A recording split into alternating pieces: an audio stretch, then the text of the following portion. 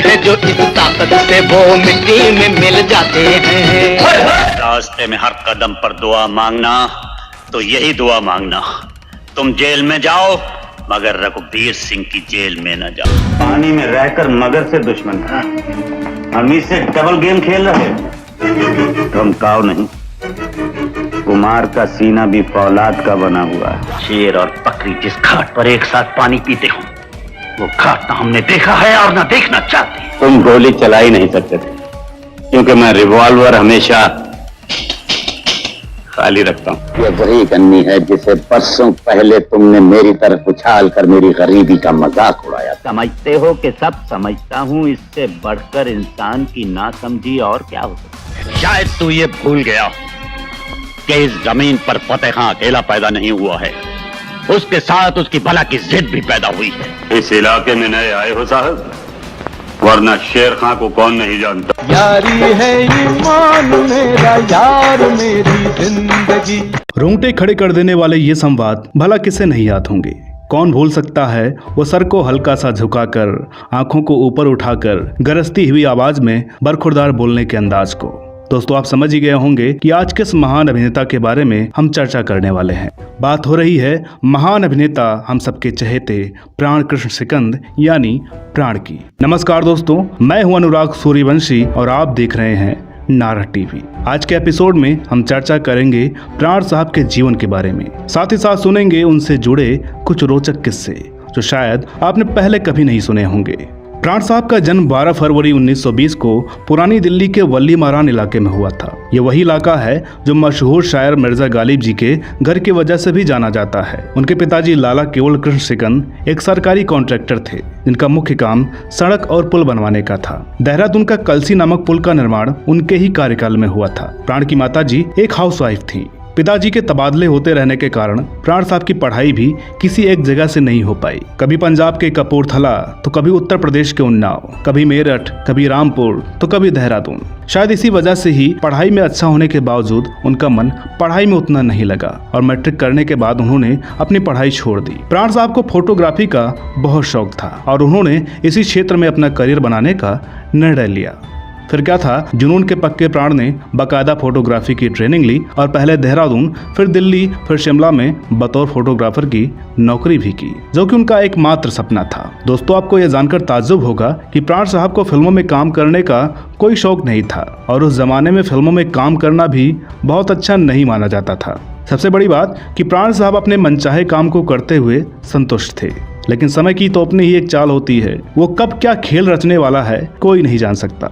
Photography के काम में आए दिन प्राण को गीत संगीत, नृत्य नाटक व रामलीला के कार्यक्रमों में तस्वीर खींचने जाना ही पड़ता था। कुछ इन कार्यक्रमों का तो कुछ फोटोग्राफी का तो कुछ हर नौजवानों की तरह फिल्में देखने का असर ही था जिसने इन्हें एक स्टाइलिश नौजवान बना दिया।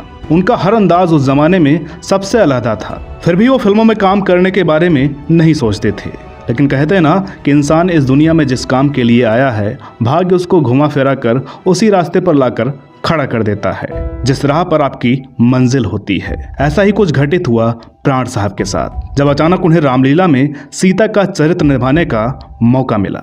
ये वाकया कुछ ऐसा है कि एक बार प्राण साहब एक रामलीला में फोटोग्राफी करने के लिए गए हुए थे। संयोगवश उस रामलीला में सीता का किरदार निभाने वाला कलाकार नहीं आया था। सभी लोगों ने प्राण साहब से इस किरदार को निभाने की रिक्वेस्ट की। प्राण साहब मान गए और उन्होंने वो किरदार बखूबी निभाया। सबसे बड़ी बात कि इस रामलीला में भगवान राम का किरदार निभाया था अभिनेता मदनपुरी साहब ने। बहरहाल वो बात वहीं खत्म हो गई और प्राण साहब अपने काम में व्यस्त हो गए। दोस्तों, प्राण साहब को सिगरेट पीने की बहुत पुरानी लत थी।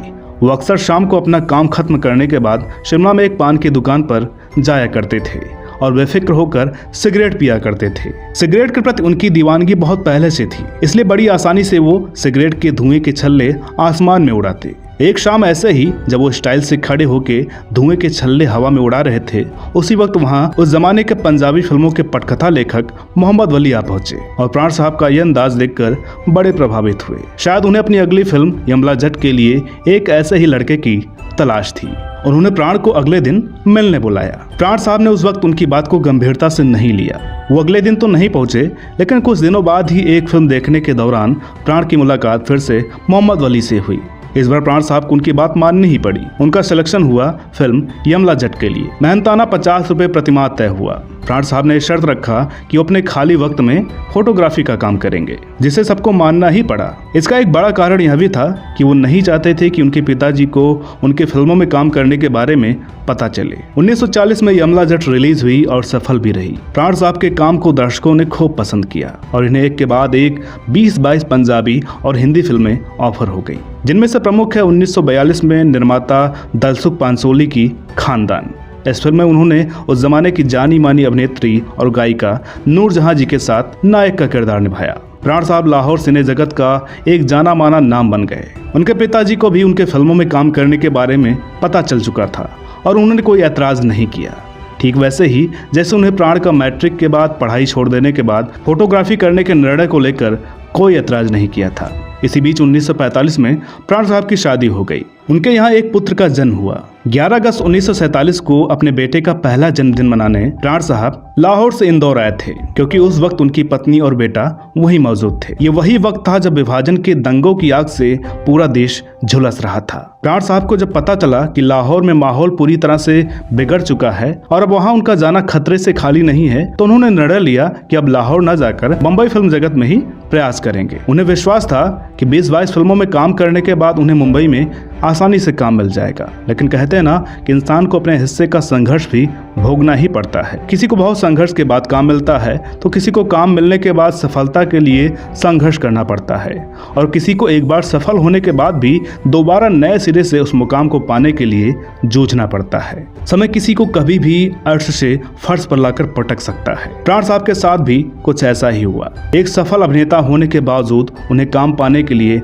बहुत संघर्ष करना पड़ा। उन्होंने कभी नहीं सोचा था कि इन्हें फिल्मों में काम पाने के लिए इतने पापड़ बेलने पड़ेंगे, और बहुत निश्चिंत होकर सपरिवार बंबई गए और बड़े होटल में रूम लिया ताकि उनकी पत्नी और बच्चे को कोई परेशानी न हो सके। वक्त गुजरता गया और पैसे भी खत्म होने लगे। एक वक्त ऐसा भी आया जब प्राण साहब को अपनी पत्नी के गहने तक बेचने पड़े। प्राण साहब को जितना खुद पर विश्वास था, उतना ही उनकी पत्नी को भी। हमसफर का यही साथ और विश्वास उन्हें हौसला देता रहा। कुछ ही दिनों बाद प्राण साहब होटल छोड़कर परिवार सहित एक छोटे से लॉज में जाकर रहने लगे। छोटी मोटी जो भी नौकरियां मिलती वो करते रहे और साथ ही साथ लोगों से मिलना भी जारी रखा। एक रोज उनकी मुलाकात हुई अपने पुराने साथी शहादत हसन मंटो से और साथ ही साथ अभिनेता श्याम से। उन्होंने उनको बॉम्बे टाकीज की अगली फिल्म जिद्दी के ऑडिशन के लिए सलाह दी। अब समस्या ये थी कि वहां तक जाने के लिए प्राण साहब के पास लोकल ट्रेन के किराए तक के पैसे भी नहीं थे, लेकिन जाना भी जरूरी था और इतना वक्त भी नहीं था कि वो पैसों का इंतजाम कर सके। ऐसे में काम छिन जाने का डर भी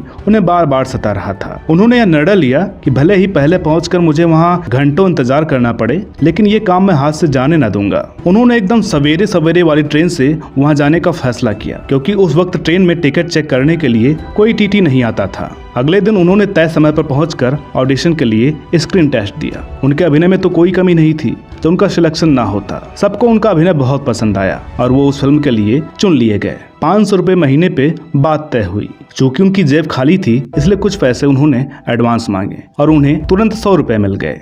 फिल्म जिद्दी 1948 में रिलीज हुई और उनके अभिनय की हर किसी ने सराहना की। एक के बाद एक फिल्मों में खलनायक के चरित्र को बखूबी निभाने के कारण प्राण साहब फिल्मी दुनिया के सबसे खतरनाक खलनायक बन गए। एक वक्त ऐसा भी था जब वो पर्दे पर आते तो लोग उनको देखकर गालियां देने लगते। लोगों ने अपने बच्चे का नाम भी प्राण रखना बंद कर दिया। रास्ते में भी कोई अगर उन्हें देख लेता तो गुंडा बदमाश कहकर चिल्ला उठता। प्राण साहब ऐसी बातों को अपनी सफलता से जोड़कर देखा करते थे। उन्हें इस बात का यकीन हो जाता कि उन्होंने अपना किरदार सफलतापूर्वक निभाया है और जो गालियां मिल रही हैं वो उन्हें नहीं बल्कि उस किरदार को मिल रही हैं। प्राण साहब को नकारात्मक भूमिकाएं ही ज्यादा पसंद थी। हालांकि उन्होंने बाद में कॉमेडी और ढेरों चरित्र भूमिकाएं भी की, जिसे दर्शकों ने खूब पसंद किया। चाहे वो 50 के दशक की फिल्म हलाकू हो या 70 के दशक की जंजीर और कालिया, और फिर चाहे 90 के दशक की फिल्म सनम बेवफा। इन फिल्मों की सफलता का श्रेय काफी हद तक प्राण साहब की संवाद अदायगी को भी दिया जा सकता है। मनोज कुमार की फिल्म उपकार से प्राण ने अपनी छवि को एकदम बदल दिया।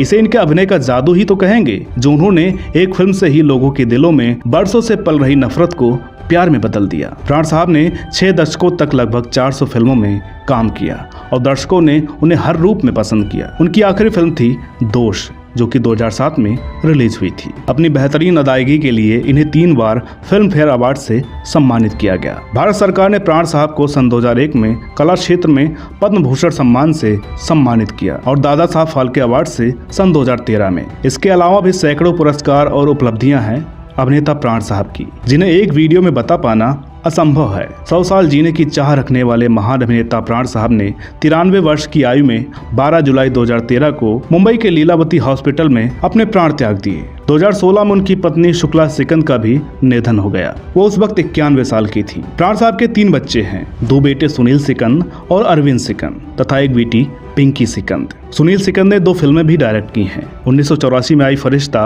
और 1991 में आई लक्ष्मण रेखा। तो दोस्तों, उम्मीद करते हैं कि आज का एपिसोड आपको पसंद आया होगा। वीडियो अगर अच्छी लगी हो तो प्लीज़ इसे लाइक करें, शेयर करें। चैनल पर नया हो तो प्लीज़ इसे सब्सक्राइब ज़रूर करें, ताकि आपको हमारे आने वाले वीडियोज़ और पुराने वीडियोज़ देखने को मिलते रहें।